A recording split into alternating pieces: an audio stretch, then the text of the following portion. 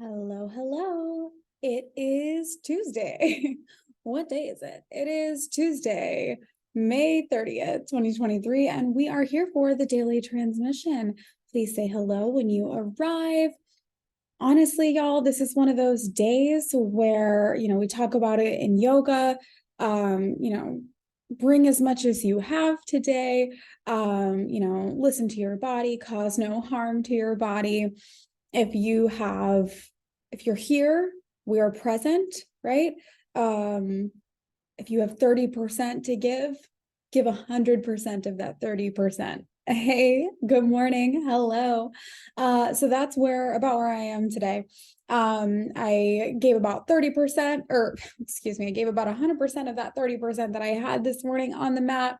In the 2-minute Shavasana, I definitely almost completely fell asleep. So that is the kind of morning that we are having over here. And it's not a surprise. It's a full moon week. We are priming for that full moon now. You're going to want to look and see where Sagittarius lives in your chart. We got a couple of other things going on. We're still sort of in that in between space. June is going to be bananas. People keep asking me what are we looking forward to in June? And honestly, let's just talk about it when we get there. Because there's a lot to talk about. So for this week, we've got Jupiter coming into conjunction with our North Node over in Taurus. This is in my 12th house. So between that and it being a full moon, I am just ready to hibernate this week. I am so sleepy. And maybe you're feeling that way too. Give yourself the grace, right? So full moon in Sagittarius, you always want to look back to whatever was going on in the new moon. So new moon in Sagittarius would have been November-ish. Good timing, what was it that you were setting intentions with? Oh my God, I am so sorry. I'm so taken out today, y'all. Just all of the beeping and the buzzing and the sawing. It is one of those days. So I will probably continue to articulate wisdom about the full moon in Sagittarius over the rest of the week. But a good place to begin your contemplations, to begin, examining what it is that we'd like to reflect on, because that is what full moons are for. Full moons are times of reflection, for refinement, for preparing for birth, right? So when we are, those of us who are biological mothers, those of us who have witnessed it, as we get close to that fullness, there starts to be almost an antsy feeling, we're both really tired and really antsy at the same time. And you want to prepare. You're noticing all the lights are on, right? And you're noticing where we need to dust and we need to clean and we need to rearrange some things and we need to remove some things to make space for this new baby that's coming. That's what full moon energy is. That we planted a seed roughly 6 months ago. It's usually how it works, back at the new moon. And now we are getting ready, things are ripening, and what is working, what's not, what needs to be removed, what needs to be cleared away to make space for our new metaphorical baby. Now, wherever Sagittarius lives in your chart will give you a little bit more of an indication about what it is that you're looking at. For me, I've got Sagittarius rules my 7th house. This is the house of long-term relationships, long-term partnerships. It's interesting because I would really like to host a retreat in the next 6 months to a year. And if you're going to do that, right, 6 months to a year, if I'm going to host a retreat in 6 months, it better be a local one. It better be small. And it better not be a long retreat. We're talking a weekend, right? Versus a 5 to 7 day long retreat that is a little bit further away, that will require a little bit more prep, a little bit more even lead time, sales time. You got to think about things like that long in advance, right? So as far as something like that goes, I would really like to do one with my actual partner, right? With my fiance, because he's a treasure. He's a life coach also, trauma informed, very passionate about recovery, very passionate about harm reduction and the divine masculine, let's say, and psychedelic therapy and all kinds of cool stuff. And I just think that he would be such a awesome addition to this work, to my work, to what we do here, you know. Very much the yin to my yang, and yes, I mean it just like that. That he's definitely more of the like chill, like rest, like come home and be calm space, where I am the igniter, like let's fucking go, I'm gonna put a fire under your ass and like let's get some shit done, and maybe, you know, have some safe space to unpack and resolve why you haven't done that yet. That's definitely something I'm available for. So together, what a dynamic duo. And so that's definitely something that, oh, it is incredible. Psychedelic therapy sounds cool for those with trauma. It is absolutely that, and yoga. It is absolutely, it's life-changing, literally life-changing. This is a super, super, super small example. I was just reflecting on this again this morning, sharing this with one of my yoga teachers, like what brought me, I mean, listen, I loved yoga for my own practice, for my own well-being in my life, but it wasn't necessarily something I had planned on like bringing to work. And then I was at a music festival back in November, and I was in a really scary situation. I was completely on my own because I had broken away from my group, and it was like a crowd crush situation. It was really fucking scary. And, you know, I felt my nervous system activate. I felt like my breath start to, you know, and I could feel myself like going straight into panic mode. And it would be natural for that to happen. It would be completely natural for anybody who's in that situation to panic, especially given that there is a lot of trauma in my life, you know, surrounding like my well-being and my physical safety. So like flipping into survival mode is like my natural state of being.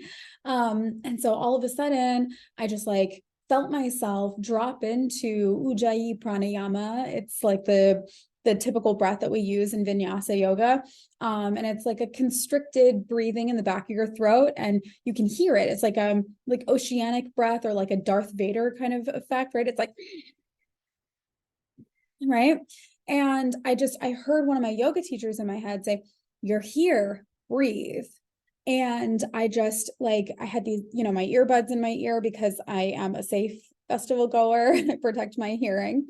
And all I could hear was the sound of my breath, and immediately shifted back into a state of like calm, and I'm grounded in my body. And I got away to safety without panicking from a place where I'm 4'10". For those of you who are like, I know I have like big person energy. I like, but when people meet me in person, they're like, oh my God, you are so small. So imagine being really small in a crowd that is so big, you can't see above, you can't see around, and it's so tight, you're getting lifted up off your feet. And I laugh, but it was fucking terrifying. And yeah, so that was, you know, the state that I was in. So it was this like fucking, you know, panic moment. And I realized, wow, this is the yoga. This is what it's for. It's, you know, when they say like using it off the mat, like that's the moment. And I was like, oh shit, like so many of my clients, so many of the people that I've worked with, you know, about half would get exactly like would get the results that we were looking for and would move forward. And then there was another half that would get, you know, it would be like a cyclical situation. And it's natural to have growth and then come back to yourself to revisit, okay, well, what layer can I peel away now? Like, how can I be a more like evolved and healthy and calm, peaceful, you know, abundant version of myself? That's fine. But when it's like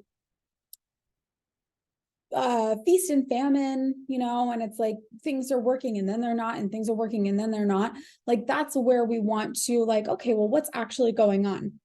And so what I was realizing is that we were intellectually working on so many things. We were, you know, like my books, you know, helping to rewrite mental patterns and rewrite those sort of things. But that it couldn't stick. It like couldn't stick physiologically. It's like your mind thinks one thing, but your body is still trained in a different way. And so it's this like merging of the psychedelic and the like intellectual, emotional, spiritual, and also this combination of the physical embodiment, physical practice, repatterning of your nervous system along with your neuro pathways. And it's like you're a different person. And not even a different person, but like the person that you are inside, like the person you've always wanted to be, without the layers of fear of judgment and fear of whatever. And, you know, you're just able to move through life with calm and peace and ease. And so it's like a long way of going around and talking about the kind of experience that I would like to cultivate and create. And, you know, maybe that is exactly what I should be doing this week. Speaking a lot into like, here is the full picture of what it is that here's what I see now, here's what I'd like to see, what needs to be cleared away, what needs to be nurtured and continued to, you know, grow so that we can create that together.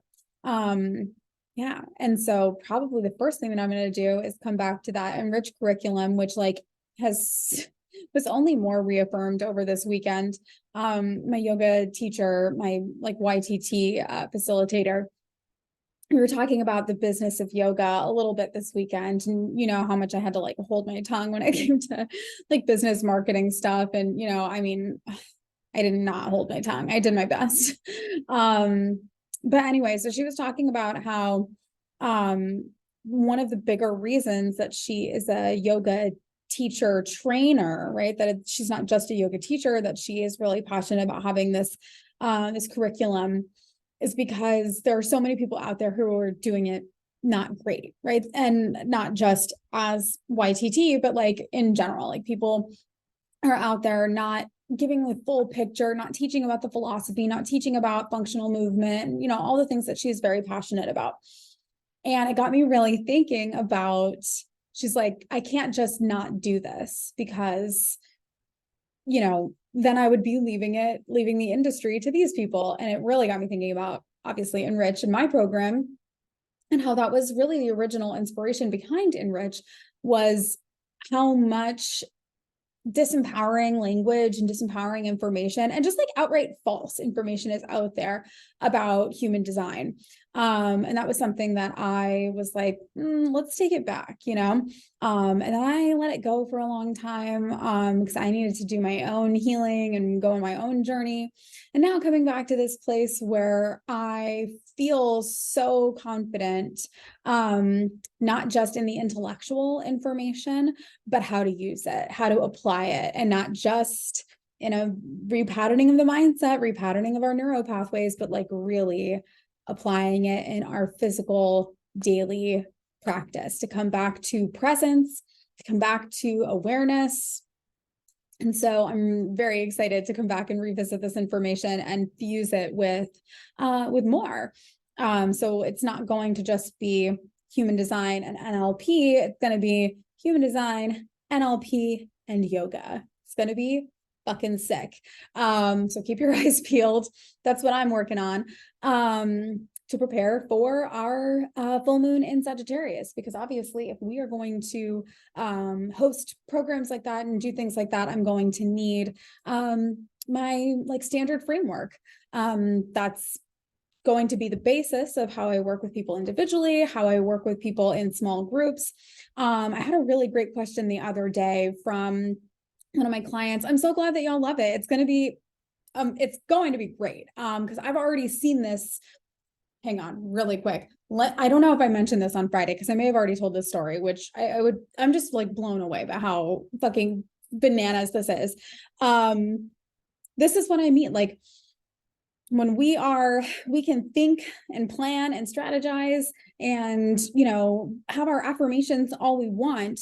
But it's when we shift our physical practice, when we are beginning to repattern the body physiology to match that new mindset, that's what takes us into a different frequency. You can't, like, or at least not from my perspective, not from my experience, my many, many, many years of experience. Can you just like think your way into a different frequency, or like wish your way into a different frequency, or even like visualize your way into a different frequency? you have to attune your cells and your body to that frequency. And I talk to y'all all the time about how much information is around you all the time. One of my clients I've been working with since October or November, she has continually told me, I'm running out of money. I don't know what I'm going to do.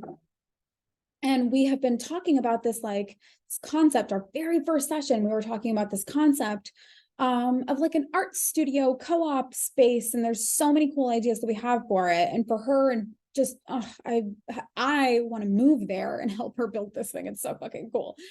And so again, we've been working together since like October, November.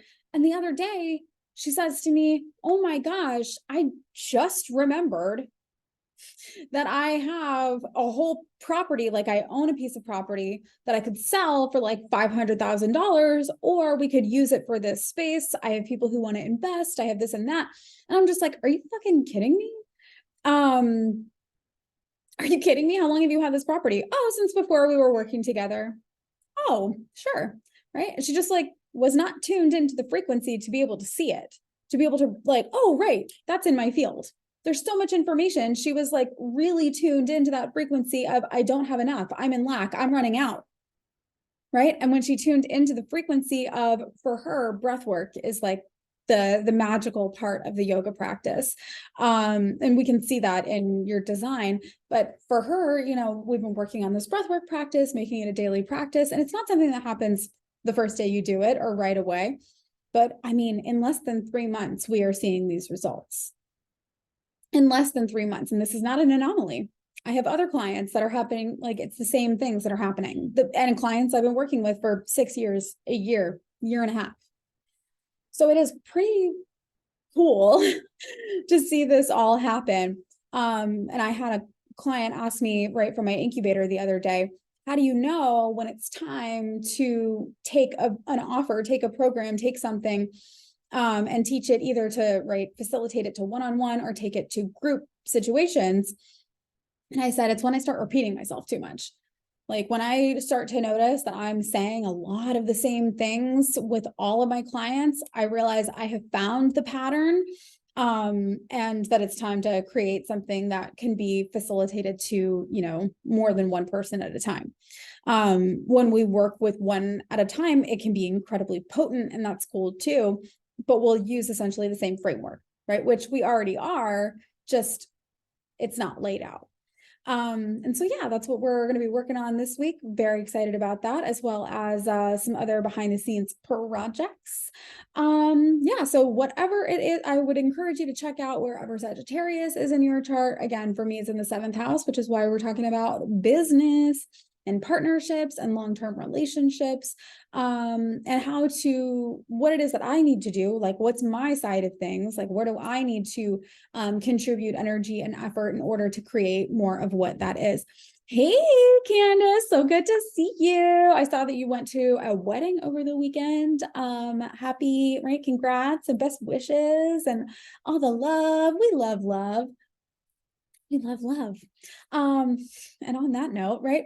One last thing, full moon in Sagittarius, it will be in the, right, we're going to have the sun in 35. So it will be in opposition to 35.